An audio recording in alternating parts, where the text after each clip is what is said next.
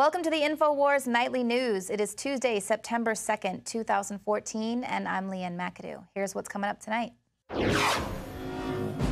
Tonight, ISIS claims beheading of another journalist. Then, the border is wide open as a terror attack is imminent. And the secrets behind the celebrity sex hack.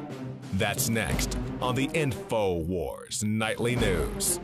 All you had to do was get into the cloud, search by their names, find their accounts, and download it.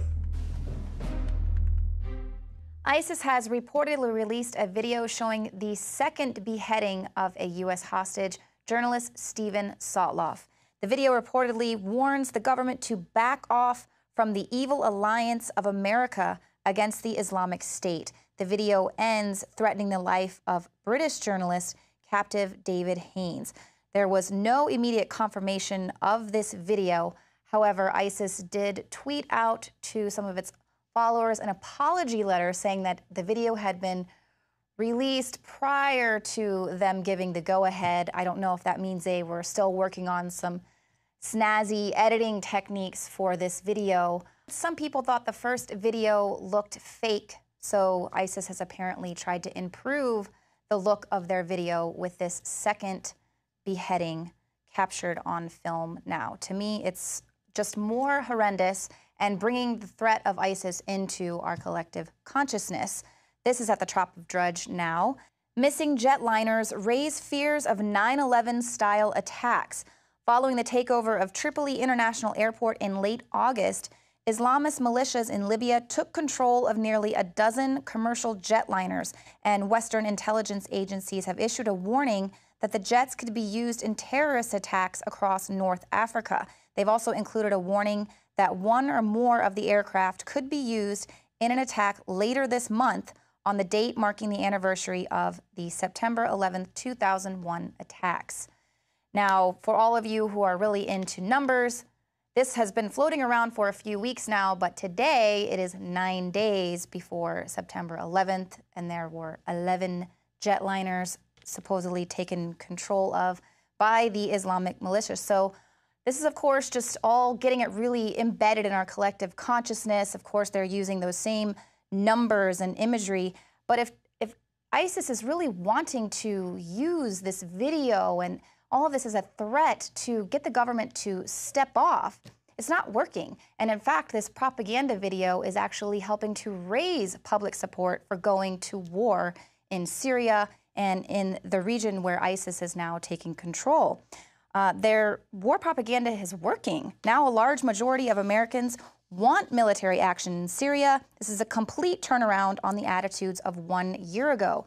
A YouGov poll released this week found that 4 times as many Americans now support U.S.-led military action than oppose it. Now, never mind that the government was proposing airstrikes to aid the rebels that it was arming in Syria just last year. Now, any U.S. military action in Syria is going to be sold on this exact opposite reasoning. Militant Islamic rebels are taking over the country.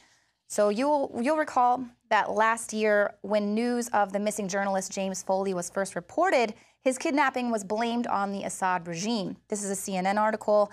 They were saying he was most likely abducted by a pro-regime militia group and turned over to Syrian government forces. They kept repeating, "We have multiple independent reports from very credible confidential sources. Jim is now being held by the Syrian government." His brother, Michael Foley, says he learned from highly credible sources that the Syrian government is holding him right now. He wouldn't elaborate. But of course, now we know that that was not the case.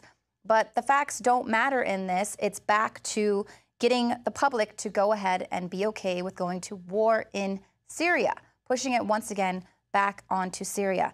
Now, while the government is going to be using the James Foley video and no doubt this second video to gear support for war in the Middle East, the feds are completely ignoring the threat that ISIS poses at the U.S. border. Of course, that's going to counter their, trying to pass sweeping immigration reform, so that they don't even want to talk about it. Now, Friday, Judicial Watch released a bulletin saying that investigators have picked up radio chatter saying that there were going to be terrorist groups are going to be carrying out an attack on the border. And then separately, Breitbart also confirmed that it had obtained a document from state officials warning of a potential ISIS attack. Fort Bliss, which is the American Army post across the border from Juarez, was on high alert against a potential terrorist attack through the Labor Day weekend. Of course, now we know it's going to be going through the September 11th date.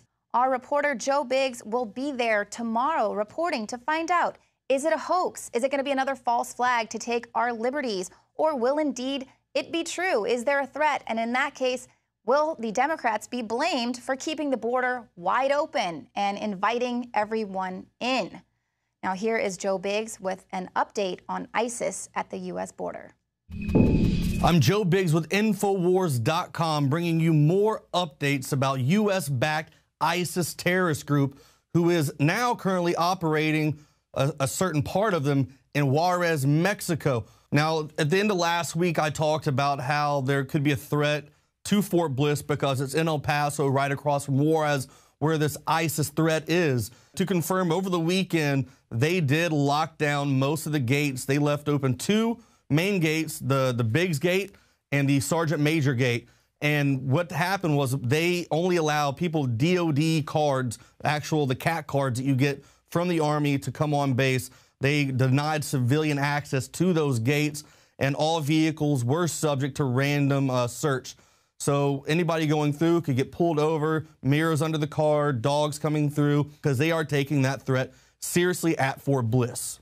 But right now, a new publication, it's an online magazine by Al-Qaeda called Palestine Betrayal of the Guilty Conscience Al-Malahim. It talks about how you can build a car bomb, how to make IEDs, and it mentions a couple targets. It talks about the Georgia Military College, the U.S. Air Force Academy in Colorado Springs, Las Vegas, and once again, Times Square. So these guys aren't playing around. They are really being active. They're trying to get on American soil and start hitting targets. It's a big threat. But the biggest thing to remember, though, is like I've said before, this is a U.S.-backed terrorist group. We funded Al-Qaeda. Look what happened to them. These guys we've trained as well. And with our special forces, with MI6, with military special forces. So, you know, what is our end game for this? What is our government trying to do? You know, another thing that's funny as well, over the weekend, we let one of our compounds in Libya get taken over by an Islamic militant group.